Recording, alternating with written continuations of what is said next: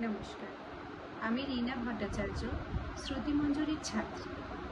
সর্বভারতীয় সঙ্গীত ও সংস্কৃতি পরিষদের জেলাভিত্তিক অনলাইন প্রতিযোগিতার আবৃত্তির ঘ বিভাগে আমার নিবেদন অমলকান্তি, কবি নীরেন্দ্রনাথ চক্রবর্তী।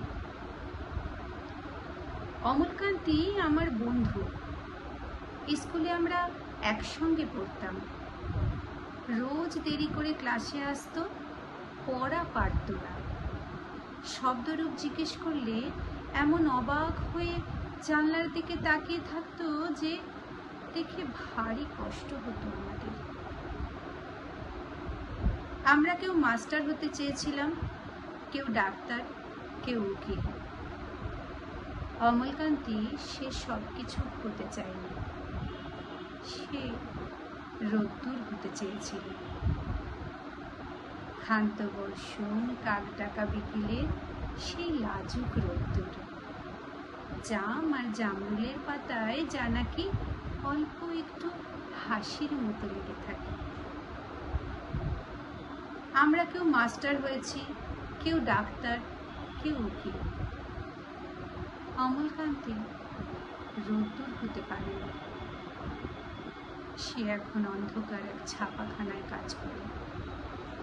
মাঝে মধ্যে আমার সঙ্গে দেখা করতে আসে, চা খায়, এটা ওটা গল্প করে, তারপর বলে, উঠি তাহলে।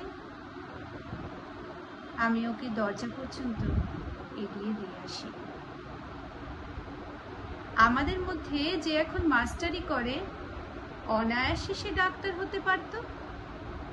যে ডাক্তার হতে চেয়েছিল, উকিল হলে তার এমন কিছু ক্ষতি হতো না। অথচ সকলেরই ইচ্ছে পূরণ হলো এক অমলকান্তি ছাড়া। অমলকান্তি রোদ্দুর হতে পারেনি।